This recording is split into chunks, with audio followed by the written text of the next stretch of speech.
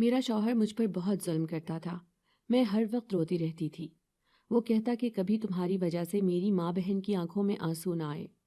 मुझसे घर के सब काम करवाने के बाद मेरा शौहर मुझे वक्त भी ना देता। एक रोज़ उसकी बहन घर आई और रोने लगी।